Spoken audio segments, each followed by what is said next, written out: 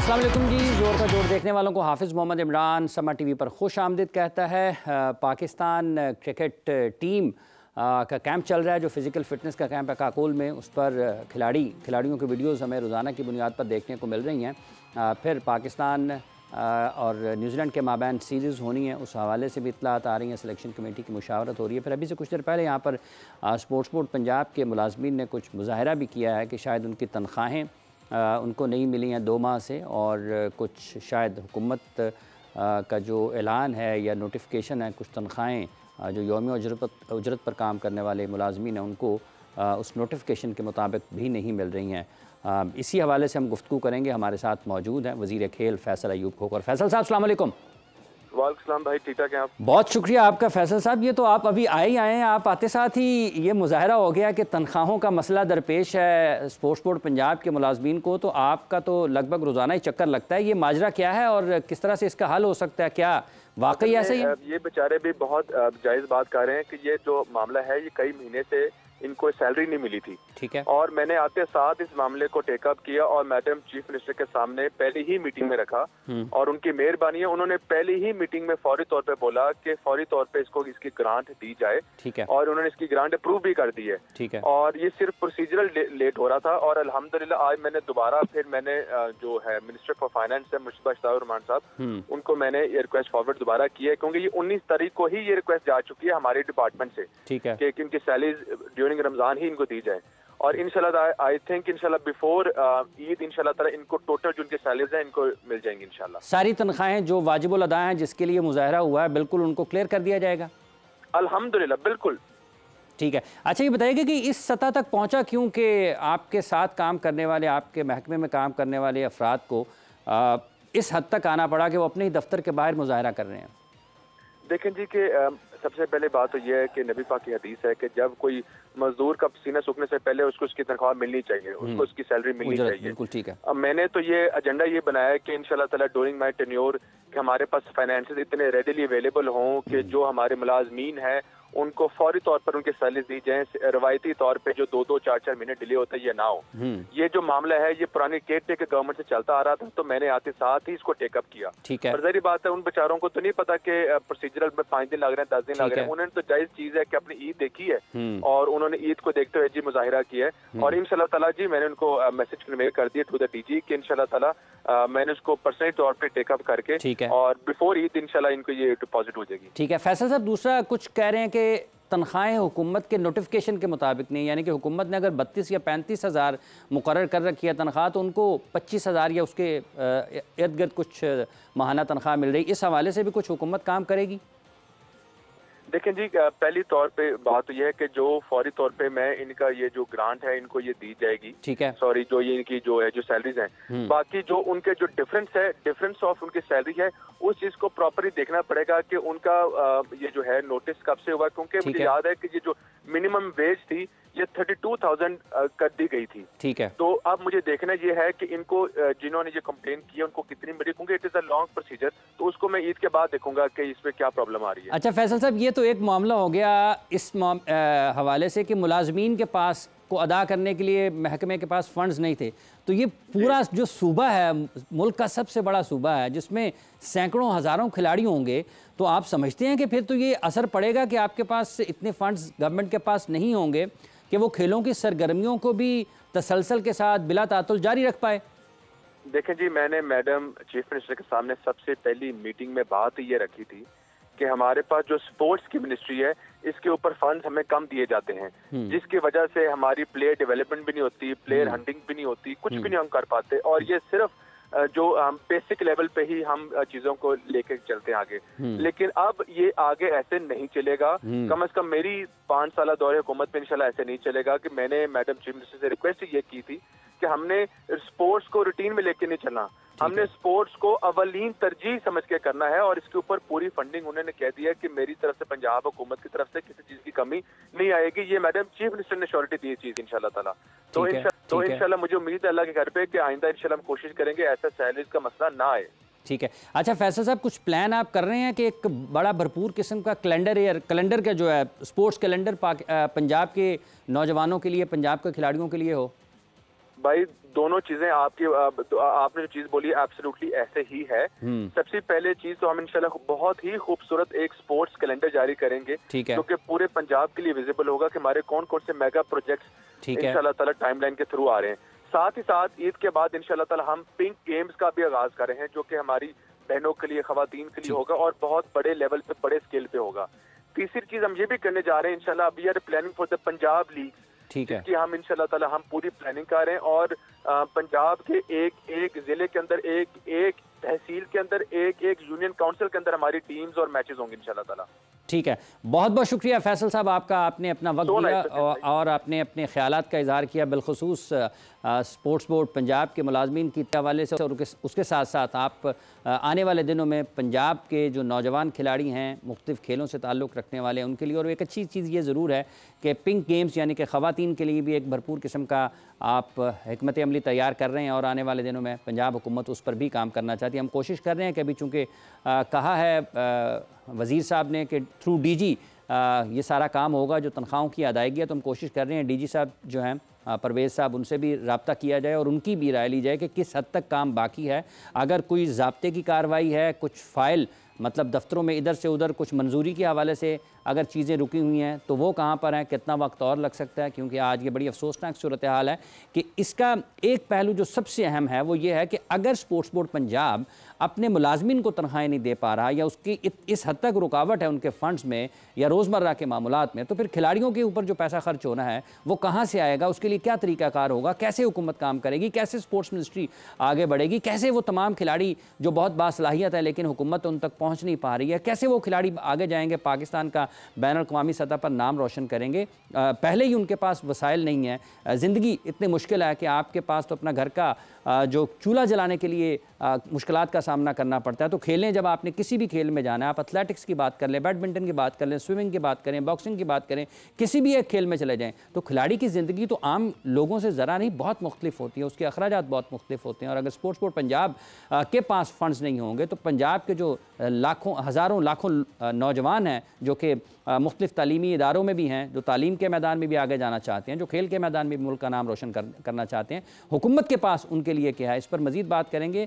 कुछ ही देर में हमें जो डीजी कुछ ही देर में हमें परवेज़ साहब जो कि डीजी स्पोर्ट्स हैं उनसे भी रब्ता होगा। इस वक्त हमारे साथ टेलीफोन लाइन पर मौजूद हैं पाकिस्तान क्रिकेट बोर्ड के साबिक चीफ सेलेक्टर जनाब अजहर खान साहब। खान साहब अस्सलाम वालेकुम। जी वालेकुम अस्सलाम। बहुत शुक्रिया खान साहब, ये क्या हो रहा है अब? क्या आपको लगता है कि एक मरतबा फिर ओपनिंग पेयर टूटेगा पाकिस्तान का T20 में, या फिर टूटा हुआ ओपनिंग पेयर जुड़ जाएगा मोहम्मद रिजवान और बाबर आजम की सूरत में, जो कि उन कप्तानी से हटाया गया था, फिर उनको वापस वाइट बॉल की कप्तानी दे दी गई है? हाफिज साहब बहुत शुक्रिया, और बात तो आपने बिल्कुल सही कही है कि लग नहीं रहा है कि बाबर आजम जो है when come as a captain of Pakistan team, तो वही पुराना जो कॉम्बिनेशन है जो मोहम्मद रिजवान और बाबर आजम पे है, वही ओपनिंग की जोड़ी जो है वो उसका आगाज करेंगे एक दफा फिर। तो अब देखना ये है कि क्या पाकिस्तान की टीम के पास जो मिडिल ऑर्डर का जो है उसको वो रिजॉल्व करते हैं कि जो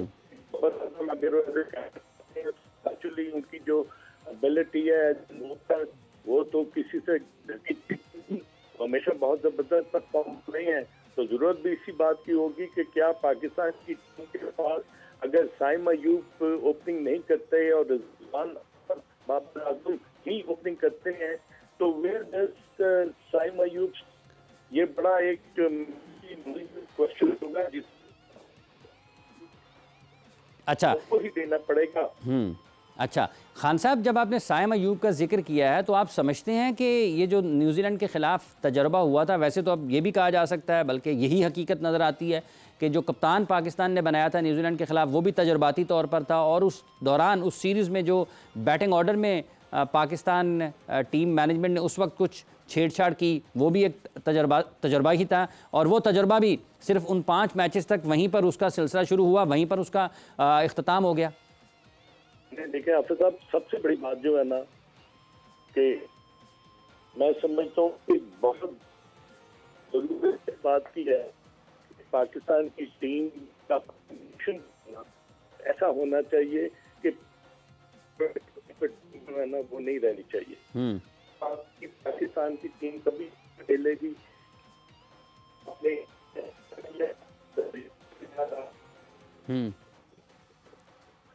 खान साहब की आवाज़ कुछ टूट रही है। हम कोशिश करते हैं कि उनसे दोबारा राब्ता कायम करें और उनकी जो राय है पाकिस्तान क्रिकेट के मौजूदा सूरत हाल के हवाले से, जिसमें पाकिस्तान क्रिकेट बोर्ड ने कप्तान एक मरतबा से फिर मुकर्रर किया है बाबर आजम को वाइट बॉल फॉर्मेट में, जिसमें T20 भी है, जिसमें वनडे भी। एक बड़ी दिलचस्प सूरत हाल है कि आप देखें कि भारत ने विराट कोहली को कप्तानी से हटाया और उसके बाद नताइज कुछ भी रहे उनकी टीम के, उन्होंने वापस मुड़कर नहीं देखा। हालांकि रास्ता मौजूद था कि विराट कोहली को दोबारा कप्तान बनाया जा सकता है, लेकिन उन्होंने रोहित शर्मा को कप्तानी दी और उसके साथ साथ कई और भी कप्तान तैयार कर लिए। उसमें हार्दिक पांड्या का नाम भी आता है, उसमें रोहित शर्मा का भी नाम आता है, उसमें KL राहुल भी कप्तानी करते हुए दिखाई देते हैं, कहीं कहीं जसप्रीत बुमराह भी कप्तानी करते हुए दिखाई देते हैं। लेकिन ये पाकिस्तान में एक अजीब सी सूरत हाल है कि अगर आपका कोई एक खिलाड़ी रिटायर हो जाता है तो पाकिस्तान में क्रिकेट चलाने वाले वापस उसकी तरफ जाते हैं कि आप आएँ, बजाय इसके कि आप नए टैलेंट को सामने लेकर आएँ, नए खिलाड़ियों को सामने लाने के लिए मौके पैदा करें, नए खिलाड़ियों के लिए की तलाश आप जारी रखें, आप बैकअप तैयार करें, आप मुतबादिल खिलाड़ियों की तरफ जाएँ। लेकिन हम बजाय इसके कि आगे की तरफ जाएं, हम वापस जाते हैं, बैक गियर लगाते हैं, रिवर्स गियर की तरफ जाते हैं। और ये कप्तानी में भी पाकिस्तान क्रिकेट बोर्ड ने एक बार फिर रिवर्स गियर लगाया। और यही वो गियर है, ये जो लोग इस वक्त सिलेक्शन कमेटी में शामिल है जिन्होंने ये तजावीज़ दी हैं, इनमें से कई खिलाड़ी ऐसे हैं जो माजी करीब में भी बाबर आजम की कप्तानी पर तनकीद करते रहे हैं। और अगर आप इन लोगों से ये पूछें कि इन्होंने किस बुनियाद पर ये क्या दलाइल इन्होंने दिए हैं कि इन्होंने दोबारा बाबर आजम को बहसीयत कप्तान बनाने की तजावीज़ चेयरमैन पाकिस्तान क्रिकेट बोर्ड को दी हैं, क्या ऐसे फैसले थे जो कि गलत थे उनके, और क्या उन्होंने कुछ ऐसा किया है कि आपको लगा कि वो बहसीयत कप्तान इम्प्रूव किए हैं? अभी पेशावर ज़ल्मी के साथ पेशावर ज़ल्मी की कप्तानी करते हुए भी जो मसाइल का सामना उनको बहसीयत कप्तान था, वही चीज़ें इंटरनेशनल क्रिकेट में थी। हमें अज़हर खान साहब ने दोबारा ज्वाइन किया। खान साहब अस्सलाम वालेकुम। जी वालेकुम। खान साहब कुछ आवाज़ का मसला है, शायद आप हमें और हमारे नाजरीन जो हैं वो आपको सुन नहीं पा रहे हैं, कुछ सिग्नल्स का इशू ज़रूर है। बहरहाल साइम अयूब का जिक्र हो रहा था कि अगर वो होते हैं तो फिर क्या वो जो तजर्बाती तौर पर चीज़ें चंद 5 मैचेस के लिए की, वो क्या पैगाम पूरे ड्रेसिंग रूम में या पूरी टीम में गया होगा उसका? नहीं हाफिज साहब, देखें, जब आप अपना कॉम्बिनेशन बनाते हैं ना, तो सबसे पहले जो ज़रूरत पड़ेगी वो ये पड़ेगी कि जो आपके कैप्टन है ना, जब शिप चलाते हैं ना, तो उनको तमाम डिसीजन लेने पड़ेंगे।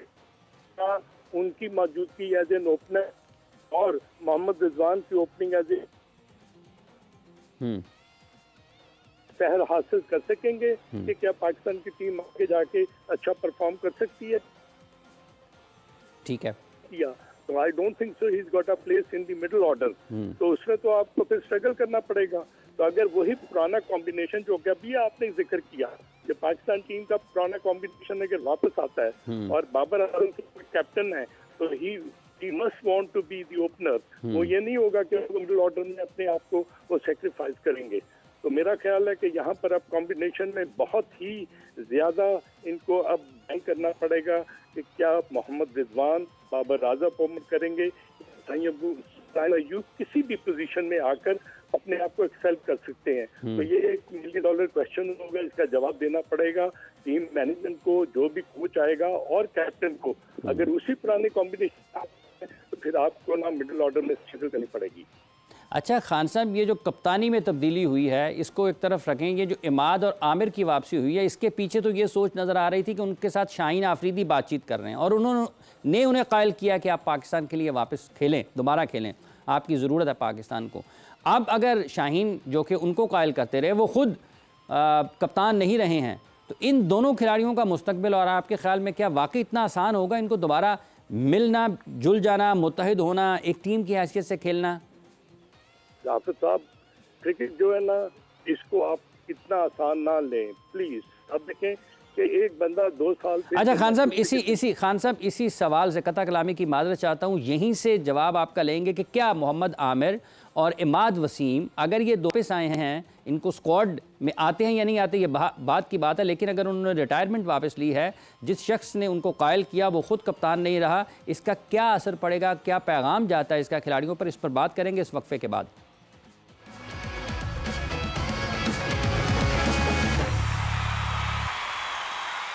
जोर का जोड़ में आपको खुशामदीद कहते हैं एक मरतबा फिर। पाकिस्तान क्रिकेट टीम की क्या वो नक्शा होगा जब बाबर आजम कप्तान बन रहे हैं, तो क्या वाकई एक मरतबा से फिर जो ओपनिंग जोड़ी है वो टूट सकती है, या फिर कुछ तजर्बा होगा, या फिर जो एक रिवायती जोड़ी है पाकिस्तान की वो खेलते हुए दिखाई देगी इंटरनेशनल मैचेस में।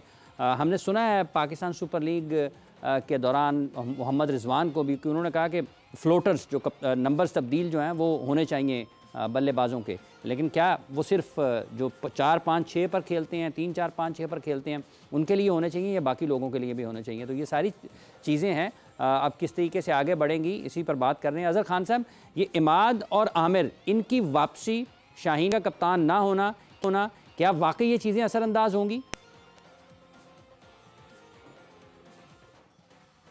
जी खान साहब, सुन रहे हैं आप?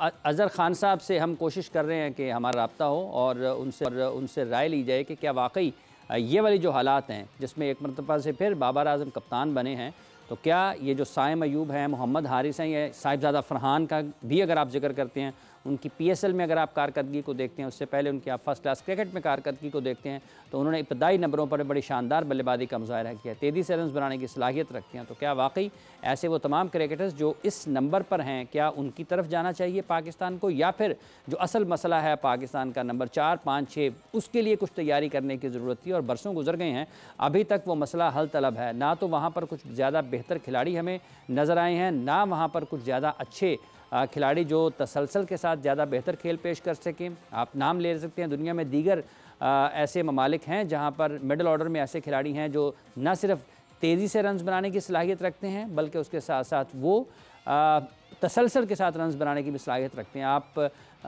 क्लेसन को देख लें जो कि साउथ अफ्रीका के बल्लेबाज हैं, आप डेविड मिलर को देख लें, आप भारत में सूर्य कुमार यादव को देख लें, ठीक है जी, आप मिच मार्श को देखें अगर वो नीचे खेलते हैं आकर, इससे बढ़कर आप ग्लेन मैक्सवेल को देखते हैं अगर वो यकीनी तौर पर मिडल ऑर्डर में खेलते हैं, निकोलस पूरन को देख लें जो कि वेस्ट इंडीज़ की नुमाइंदगी करते हैं। तो ये तमाम वो ममालिक हैं जहाँ पर आपको दरमियानी जो बैटिंग का हिस्सा है वहाँ पर रन्स करते हुए दिखाई देते हैं। बात हम कर रहे हैं मोहम्मद आमिर और इमाद वसीम की वापसी के हवाले से, क्योंकि इससे पहले जब वो नहीं थे बैनुल-अक़वामी क्रिकेट में नज़र आ रहे, पाकिस्तान की टीम से दूर थे, तो अमूमी तासुर यही था कि शायद बाबर आज़म से उनके ताल्लुकात कुछ ज़्यादा अच्छे नहीं हैं और कप्तान उन्हें टीम में देखना नहीं चाहते हैं। ये वो चीज़ें हैं जो क्रिकेट के हलकों में ज़ेर बहस रही हैं। अब वो स्क्वाड में आते हैं या नहीं आते हैं? बैनुल-अक़वामी क्रिकेट से रिटायरमेंट वापस ले ली, काकुल में जो फिज़िकल फ़िटनेस को बेहतर बनाने के लिए कैंप लगा हुआ है वहाँ पर खिलाड़ियों के साथ मौजूद हैं। तो क्या लगता है आपको खान साहब, ये कोई मसला ये भी हो सकता है कि जिसने कायल किया वो ख़ुद टीम के कप्तान नहीं रहे हैं और बाबर आज़म अगर दोबारा आए हैं तो बाबर का झुकाव तो रहा है नवाज़ की तरफ और दीगर खिलाड़ियों की तरफ, तो इमाद और आमिर, आपको लगता है कि इनको भी ये यकीन दहानी करवा कर ही वापस लाया गया है? हाफिज साहब, आपके सवाल में ना एक बहुत अच्छी जो चीज़ मुझे नज़र आई वो ये थी कि अगर कैप्टन को तमाम पावर्स दे दी गई हैं तो क्या ये ज़रूरी है कि जो दो लड़के जिन्होंने अपनी इंटरनेशनल क्रिकेट में कम बैक किया है, रिटायरमेंट वापस ली है, तो क्या वो दोबारा पाकिस्तान टीम में आ सकते हैं कि नहीं? अब देखना ये कि आपके पास अगर मिडिल ऑर्डर में अगर अहमद वसीम और आपके पास मैं समझता हूँ कि जो सबसे बड़ा जो पाकिस्तान टीम के लिए एक लम्हा फिक्रिया होगा ना, वो आपका मिडिल ऑर्डर है। और आप अगर पिछले 4-5 टूर्स देख लें T20 के, उसमें आप स्ट्रगल हमेशा करते हैं, जबकि पाकिस्तान में ऑब्वियसली और आप पाकिस्तान में एशिया कप का सेमीफाइनल खेला, वर्ल्ड कप का फाइनल खेला, मगर कहाँ पर आपको कमी महसूस? अहमद वसीम आकर बॉलिंग करते हैं और 2 ओवरों में वो अगर कोई विकेट भी लेते हैं और रन भी रोकते हैं तो ये एक प्लस पॉइंट होगा। मगर क्या पाकिस्तान की टीम में जो ये कॉम्बिनेशन है 7वें 8वें तक जाएगा? क्योंकि तो मगर वो तो अपनी फ्रेंचाइज से वो नंबर 3 या 4 पर बैटिंग करते रहे, तो आपको अपने कॉम्बिनेशन को ठीक करने के लिए बहुत जरूरी होगा कि इन प्लेयर्स को अगर आपने वापस लेके आना है। और अहमद वसीम, तो क्या ये पाकिस्तान टीम को उतनी सेम्बलेंस और स्ट्रेंथ देंगे?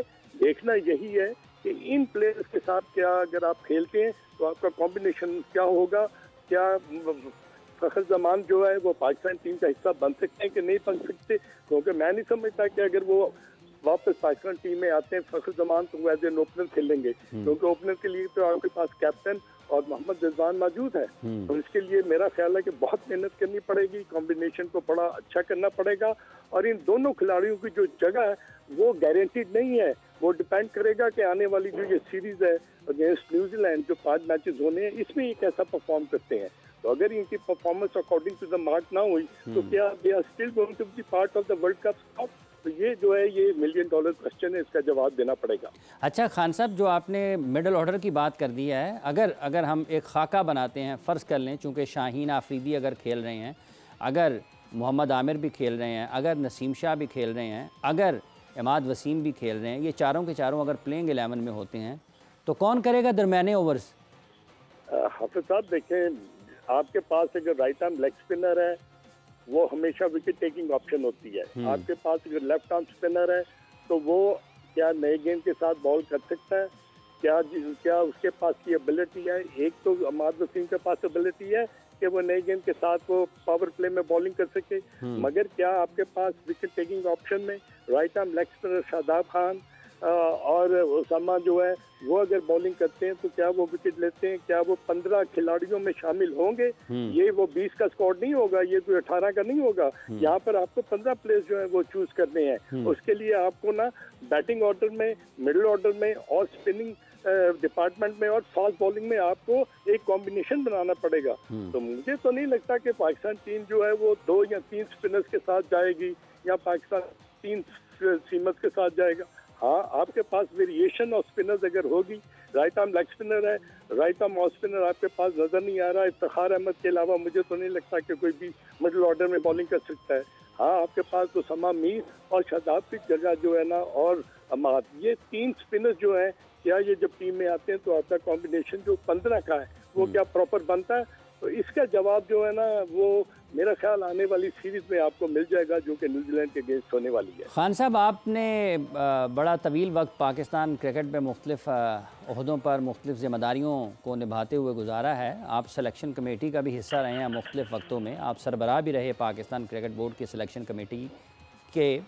लेकिन अब जो सिलेक्शन कमेटी बनी है इसका तो कोई सरबराह नहीं है, तो क्या ये इतना ही आसान काम है कि या इतना ही इसमें कोई रुकावट या इसमें कोई मुश्किल होती नहीं है कि बगैर सरबराह के काम आसानी से चल सकता है? मुझे ये बताएं, दुनिया में जितने भी क्रिकेटिंग नेशंस हैं जो वो खेल रही हैं, क्या वो बगैर चेयरमैन सिलेक्शन कमेटी के, उनकी जो भी कमेटी है, न्यूजीलैंड की है, ऑस्ट्रेलिया की है, इंग्लैंड की है, इंडिया की है, चेयरमैन ऑफ सिलेक्टर्स जो होता है ना, वो हमेशा अपनी टीम, जो अपनी सिलेक्शन की जो टीम होती है ना, उसके साथ डिस्कशन होती है। कैप्टन और कोच वो एक फाइनली एक डिसीजन लेते हैं और वो कन्वे करते हैं पीसीबी चेयरमैन को। अगर आप 5 सिलेक्टर्स हैं या 7 सिलेक्टर्स हैं, अगर वो अपनी टीम का बनाते हैं और डिफरेंस ऑफ ओपिनियन होता है तो all the difference of opinion होगी, तो कौन उस राय को ना मुकद्दम करेगा, और वो फिर जाके चेयरमैन को बताएगा कि जी ये हमारी फाइनल 15 है और इस बनाए, तो वो कैप्टन पर रिलाई करेंगे या कोच पर रिलाई करेंगे।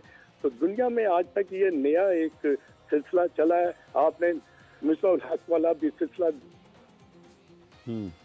भी बना दिया था और कोच भी बना दिया था और मैनेजर भी थे और सिलेक्टर भी थे और चीफ सिलेक्टर भी थे। तो क्या वो कामयाब हुआ? उसके बाद तुम आपने द वर्ड बैक की, उसके बाद फिर आप देखेंगे अब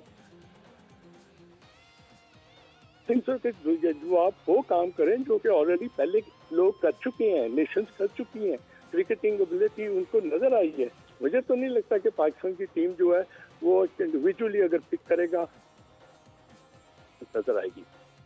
अच्छा खान साहब, ये एक पहलू है कि सिलेक्शन कमेटी के सरबराह का ना होना, इसमें 2 डेटा एनालिस्ट जो हैं अगर वो शामिल कर लिए जाएं तो आपके ख्याल में जब आप लोग सिलेक्शन करते थे तो आपकी मदद कैसे होती थी? आप खिलाड़ियों की कारकर्दगी का कि कौन कहाँ पर कितना अच्छा रहेगा, कौन कहाँ पर कितना ज़्यादा ज़रूरी है, कौन कहाँ पर ज़्यादा बेहतर काम दे सकता है, कौन किस हालात में, किन हालात में ज़्यादा बेहतर परफॉर्म कर सकता है, कौन किस बॉलिंग के खिलाफ रन्स कर सकता है, किस बैटिंग को कौन सा बॉलर आउट कर सकता है।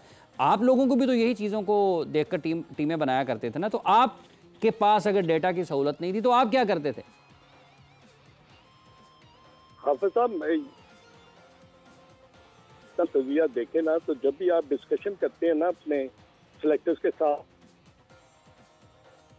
जो है ना, सुन जब वो उनसे पूछते हैं कि भाई आप हम, जब वो आपका अपना तो फिर आप उनसे डिस्कस करते हैं। उसके बाद फिर आप खुद ब खुद उस डिस्कशन को ये देखते हैं कि आप कहाँ कैसी पिचेज होगी, मौसम कैसा होगा, ऑपोजिशन की स्ट्रेंथ कैसी हो, फिर आप अपना ना एक लाहेमत बनाते हैं। जब सेलेक्टर के साथ बैठकर थोड़े और फिर एक 15 का स्कोर जो है ना, उसमें आपको ये पता चल जाता है कि आपकी टीम में किस चीज की जरूरत है और आपके जो मिडिल ऑर्डर ओपनर है वो कहाँ पर इफेक्ट हो सकते हैं। अगर ऐसा सिलसिला नहीं होता तो फिर ये डिस्कशन जो है ना, ये फायदेमंद नहीं होगी, ये सूदमंद नहीं होगी। और पाकिस्तान की टीम जो है ना, वो फिर कैप्टन और कोच जो है ना, वही सब कुछ करेंगे और आपकी सिलेक्शन कमेटी जो सिलेक्ट कर छोड़ देंगे और फिर आप कैप्टन पर बैंक करेंगे कि वो कौन सी अपना कॉम्बिनेशन ना। अच्छा खान साहब, आपको लगता है वाकई कि ये इस सूरत हाल में कि जब सिलेक्शन कमेटी का सरबराह नहीं है और कप्तान को भी हिस्सा बनाया जा चुका है सिलेक्शन कमेटी का, तो फिर फाइनल कॉल जो है या हतमी फैसला कप्तान की तरफ से आएगा?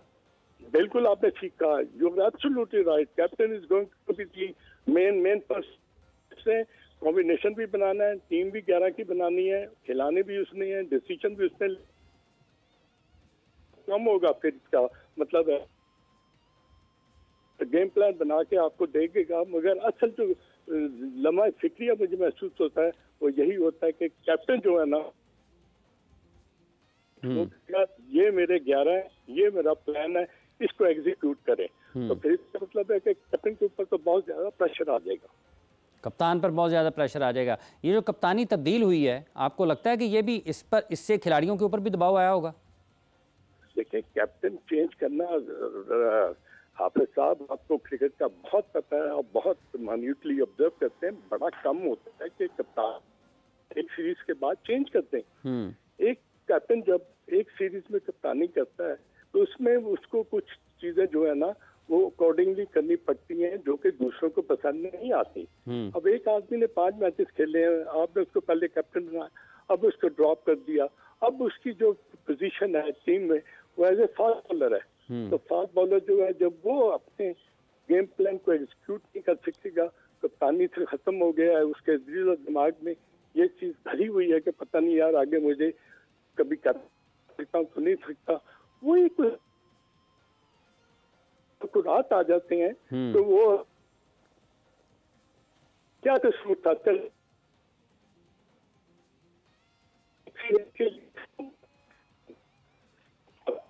नहीं बनाना। ठीक है खान साहब का फिर मसला हो रहा है आवाज़ का, हम कोशिश करते हैं कि दोबारा बहाल करें राब्ता और अज़हर खान साहब की राय लें। जहाँ तक ताल्लुक़ इस चीज़ का है कि जब आप पाकिस्तान क्रिकेट की मौजूदा सूरत हाल को देखते हैं, मोहम्मद आमिर और इमाद वसीम की रिटायरमेंट की वापसी को देखते हैं, बाबर आजम को चंद माह बाद दोबारा कप्तान बनाए जाने के फैसले को देखते हैं, तो फिर ये सूरत हाल वाज़ेह होती है, चीज़ें बिल्कुल खुलकर सामने आती हैं कि पाकिस्तान क्रिकेट बोर्ड में वो जो लोग जो गुज़िश्ता चंद बरसों में अहम ओहदों पर रहे हैं, जिनकी ज़िम्मेदारी थी कि उन्होंने ना सिर्फ बैकअप यानी कि मुतबादल खिलाड़ियों को तैयार करना है, जिन्होंने मुतबादल क़यादत को तैयार करना है, जिन्होंने फास्ट बॉलर के पीछे फास्ट बॉलर्स को लगाना है, जिन्होंने स्पिनर्स के पीछे स्पिनर्स को लगाना है, जिन्होंने ऑलराउंडर्स के पीछे ऑलराउंडर्स की को तैयार करना है, वो तमाम के तमाम लोग उस जिम्मेदारी को निभाने में नाकाम रहे हैं। जैसा कि हम जिक्र किया अभी थोड़ी देर पहले भी कि जब भारत में विराट कोहली को कप्तानी से हटाया गया, हालांकि वो बैनुल-अक़वामी सतह पर अगर बिलखुसूस टेस्ट मैचेस की भी बात करते हैं तो जितनी कामयाबियां उन्होंने भारत से बाहर भारतीय टीम की क़यादत करते हुए हासिल की थी, वो यकीनी तौर पर उनके कामयाब कप्तान को साबित करने के लिए काफ़ी हैं। लेकिन जब उन्हें एक मरतबा हटा दिया गया कप्तानी से, तो उसके बाद वापस मुड़कर नहीं देखा। हालांकि जो वर्ल्ड कप हुआ है चंद माह कबल भारत में, वहाँ पर अगर सबसे ज़्यादा किसी ने रन्स बनाए, सबसे ज़्यादा मुश्किल मैचेस में अगर किसी ने अपनी टीम को मुश्किल से निकाला और फतह की तरफ लेकर गए, वो विराट कोहली थे। इससे अलावा भी अगर कहीं कहीं और भी अगर आप उनकी कारकर्दगी को देखते हैं, तो आपको वाज़ेह तौर पर नज़र आता है कि उन्होंने इनफरादी हैसियत पर अपनी टीम के लिए बहुत कामयाबियाँ हासिल की हैं। लेकिन जब BCCI ने एक मरतबा उन्होंने कप्तानी से हटा दिया, तो उसके बाद उन्होंने वापस नहीं मुड़कर देखा, ना ही कभी उनसे इस किस्म की बात हुई कि इनको वापस टीम की क़यादत दे दी जाए। लेकिन ये पाकिस्तान में हुआ है कि 5 मैचेस की कप्तानी किसी एक खिलाड़ी को दी गई और सिर्फ वो 5 मैचेस के लिए कप्तान बनाया गया, और उसके बाद उसको उसकी मुशावरत, उससे मुशावरत किए बगैर, उससे बातचीत किए बगैर उसको क़यादत की जिम्मेदारी से अलहदा कर दिया गया। और यहाँ पर सिर्फ बात यहीं पर ख़त्म नहीं होती है, उस खिलाड़ी से मंसूब कुछ ऐसी चीज़ें भी शामिल की गई कि वो भी सवालिया निशान है। टेस्ट क्रिकेटर तनवीर अहमद ने हमें ज्वाइन किया इस वक्त। तनवीर साहब अस्सलाम वालेकुम। वालेकुम, कैसे हैं आप? बहुत शुक्रिया तनवीर साहब। ये जो पाकिस्तान क्रिकेट बोर्ड की मौजूदा सूरत हाल है, कोई आ रहा है कोई जा रहा है, आपको लगता है कि और सिलेक्शन कमेटी बिलखुसूस बगैर सरबराह के काम कर रही है, वहाब रियाज उसमें हैं, मोहम्मद यूसुफ उसमें हैं, अब्दुल रज़ाक असद शफीक उसमें है, फिर 2 डाटा एनालिस्ट, आपको लगता है कि बगैर सरबराह के सिलेक्शन कमेटी ये वाकई कोई एक अच्छा फैसला है या इससे बेहतर हो सकता है? देखिए, मेरे ख्याल में आपको ही पता है कि पाकिस्तान क्रिकेट में जो मजाक है ना, ये सदियों से चलता हुआ आ रहा है, और ये भी एक किस्म का मजाक है। ठीक है ना। मैं हमेशा एक चीज बोलता हूँ कि इस किस्म के फैसले जब आपका क्रिकेट बोर्ड स्ट्रांग होगा तब जाके होंगे। अगर क्रिकेट बोर्ड आप पे ढीला है तो फिर इसी किस्म के फैसले होने। अब मुझे एक चीज बताएं ना कि जो सिलेक्शन कमेटी के 6-7 बंदे डाल दिए हैं, अब इनमें कोई चीफ ही नहीं है। अगर टीम की परफॉर्मेंस सही नहीं होगी तो हम किसको पकड़ेंगे? अगर हम मोहम्मद यूसुफ साहब को पकड़ते हैं बोलेंगे जी मेरा फैसला नहीं था। अगर हम रजाक साहब को पकड़ते हैं बोलेगा जी एनालिस्ट का फैसला है। ठीक है, वहाब को पकड़ेंगे वो बोलेगा असद शफीक का फैसला है। तो मतलब यानी ये कौन सी दुनिया की सिलेक्शन कमेटी बनी है जिसमें आपका एनालिस्ट भी है, आपके साथ साथ लोग हैं? मतलब क्रिकेट को बर्बाद करने में किसी और की हमें जरूरत नहीं है, हमारे लोग अपने ही वो हैं। तो मतलब यानी बर्बादी की तरफ जाती है चीजें, यहाँ ठीक नहीं होनी है बिल्कुल। अच्छा, ये जो डाटा एनालिस्ट हैं, एक नॉन क्रिकेटर जिसने कभी क्रिकेट ना खेली हो, ये जो क्रिकेटर्स अगर सिलेक्शन कमेटी में मौजूद हैं, आपके ख्याल में क्या वाकई इतनी ज़्यादा अहमियत है कि इनको सपोर्ट की ज़रूरत है, नंबर्स की ज़रूरत है, और उनको फिर सिलेक्शन कमेटी में भी आप शामिल कर लें? क्रिकेटर क्या सोचेगा फिर? देखिए, मतलब जो डाटा एनालिस्ट आपने डाल दी है, उसको डालने का मकसद क्या है? मतलब दुनिया में कहीं ऐसी चीजें होती हैं या हमें कहीं नजर आई हैं? हमें कहीं नजर नहीं आती। ये अनोखे काम सिर्फ पाकिस्तान में ही होते हैं। अच्छा चले, वो तो डेटा एनालिस्ट है, उसको तो जरा साइड पे कर दो ना। आपके क्रिकेटर्स जब आते हैं क्रिकेट बोर्ड में, मैं तो सिर्फ एक चीज हमेशा बोलता हूँ, किसी को अच्छी लगती है या नहीं लगती है, आपका क्रिकेटर्स आता ही सिर्फ पैसे कमाने के लिए क्रिकेट बोर्ड में। ठीक है, उसका कोई और मकसद नहीं होता है। मैं कहता हूं कि अगर आप किसी काम के लिए आ रहे हो, अगर आप उससे काम करने नहीं दिया जा रहा, आप नौकरी छोड़ दो। नौकरी भी नहीं छोड़ते, बैठे रहते हैं वहां पे। क्रिकेटर्स जिन्होंने क्रिकेट खेली है, अब ये जो बाबर आजम का जो फैसला किया है, मैं बाबर आजम के हक में हूँ, मैं बाबर आजम को सपोर्ट करता हूँ हमेशा और करता रहूंगा। ठीक है, लेकिन यही अब्दुल रजाक और यही वहाब रियाज, इनके स्टेटमेंट बाबर आजम के अगेंस्ट उठा के देख लिया। टीवी चैनल्स भी बोले हुए ना इन्होंने। रजाक साहब ने बोला जी बाबर आजम को कप्तानी नहीं करनी आती। वहाब साहब ने प्रेस कॉन्फ्रेंस में बैठ के बोला जी आईसीसी का वर्ल्ड कप कभी उसने नहीं जीता। तो भाई आपके दोनों होते हुए वो फिर कैसे कप्तान बन गया? मेरा तो आपसे सवाल ये है, या आपने कप्तान बनवाया, आप जो 6-7 लोग थे, या क्रिकेट बोर्ड का प्रेशर था, या चेयरमैन साहब का प्रेशर था, जो भी था। अब हम तो भाई एज अ टेस्ट क्रिकेट हम तो सवालात करेंगे ना कि आप लोगों के स्टेटमेंट पहले कुछ होते हैं, बाद में कुछ हो जाते हैं। तो इसका मतलब क्या है? जब आप लोग बोर्ड में आते हैं, आप लोग कहते हैं जी बस ठीक है, नौकरी मिल गई है तो चुप करके करते रहो, टीवी पे जो बोला देखी जाएगी। ठीक है, हमें अपने स्टेट में बदलने में कोई प्रॉब्लम नहीं है। तो भाई मैं ये समझता हूं कि अगर आपने बाबर को ऑफर की थी, तो मैं समझता हूं जो बाबर के साथ हो चुका था, जो लास्ट वर्ल्ड कप में हुआ, बाबर को ये कप्तानी एक्सेप्ट नहीं करनी चाहिए थी। बाबर चाहता कि चले यार, शाहीन को एक सीरीज की कप्तान बनी, अभी तो कुछ हुआ ही नहीं उसका, तो आप उसी को जाने देते। लेकिन मैं एक चीज और बोलता हूं, मैं पहले दिन से बोल रहा हूं कि शाहीन को कप्तान नहीं बनाना चाहिए था, क्योंकि जब से वो इंजरी से वापस आया है, शाहीन की वो परफॉर्मेंस नहीं थी। आपने उसको रेस्ट भी देना था क्योंकि लीग जितनी खेल चुका है, ठीक है, उसकी अपनी परफॉर्मेंस भी वैसे नहीं थी। तो मैं ये समझ रहा था कि रिजवान के साथ जाने देते आप। रिजवान कप्तान बनता, वो अच्छा कप्तान भी है, जबरदस्त है, लेके चलता है सबको। उसके साथ साथ वो बड़े अच्छे तरीके से शाहीन को हैंडल करता, कुछ मैचेस में उसको रेस्ट देता, कुछ मैचेस में उसको खिलाता। तो ये जो अब आपने शाहीन के साथ किया है, मैं समझता हूँ शाहीन हो, रिजवान हो, कोई भी होता हो, उसके साथ ये गलत हो गया। तो मेरा सिर्फ कहने का मतलब है भाई, वो कौन सा बोर्ड आएगा, किस दिन आएगा, कौन सी तारीख होगी कि आके ये स्ट्रॉन्ग फैसले करेगा। उसके बाद आमिर और अमाद की रिटायरमेंट की मैं बात करता हूँ। तो भाई ये कौन सा क्रिकेट बोर्ड है यार, एक बंदे ने जब रिटायरमेंट दे दी है, क्यों उसके पीछे हाथ धो के पड़े हुए हो? क्यों उनको फोन कर करके, यही आपका वहाब रियाज, आपके सिलेक्टर्स फोन करके कहते, उससे पहले हफीज साहब भी डायरेक्टर बने हुए थे, वो इनको फोन कर कर कहते। और भाई क्या हो गया यार, क्रिकेट खेली है, गुल्ली डंडा खेली है, कब चीजें ठीक करेंगे? क्यों फोन करते हो? क्या आमिर के बगैर, क्या अहमद वसीम के बगैर हम जो लास्ट T20 वर्ल्ड कप खेले, क्या हम फाइनल नहीं खेले? इन सब के बगैर ही खेले ना। क्या शो करना चाहते हो? मतलब हम कहते हैं जी बोर्ड आता है, ओ भाई जब क्रिकेटर आते हैं वो क्या करते हैं? मुझे इसीलिए इन चीजों के ऊपर गुस्सा आता है कि यार किस किस्म के लोग हैं, क्या फैसले करते हैं, किस तरफ क्रिकेट को जो है वो लेके जा रहे हैं। फिर कुछ बोलते हैं, फिर कहते हैं जी इनको तमीज नहीं है, ये जो वर्डिंग बड़ी गलत इस्तेमाल करते हैं, ये हार्श वर्ड बड़े इस्तेमाल करते हो। भाई जिसने नहीं क्रिकेट खेली वो अगर उल्टे सीधे फैसले करे, समझ भी आती है। जिसने क्रिकेट खेली है वो अगर इस किस्म की बातें हरकतें करेगा तो भाई एज अ क्रिकेटर मुझे तो बहुत गुस्सा आएगा यार। बहसीत क्रिकेटर गुस्सा आएगा। आपका बहुत बहुत शुक्रिया तनवीर अहमद साहब, आपने अपना वक्त दिया है और ये नाज़रीन गुफ्तगू सुनी है पाकिस्तान क्रिकेट टीम के मौजूदा हालात पर और फैसलों पर। पाकिस्तान क्रिकेट बोर्ड के तनवीर का भी ये मानना है कि शाहीन आफरीदी के साथ या कोई भी शख्स जिसको अगर आपने कप्तान बनाया था, अगर 5 मैचेस के बाद ही आप उसको कप्तानी से हटा देंगे तो ये उसके लिए भी कोई इतना ज़्यादा अच्छा नहीं होगा, क्योंकि 5 मैचेस किसी भी खिलाड़ी की सलाहियतों को हकीकी तौर पर जाँचने के लिए बहुत कम है। प्रोग्राम का वक्त खत्म हो जाता है। जोर का जोड़ की पूरी प्रोडक्शन टीम के साथ हाफिज़ मोहम्मद इमरान आपसे इजाज़त चाहता है। अपना बहुत सा ख्याल रखिए। अल्लाह हाफिज़।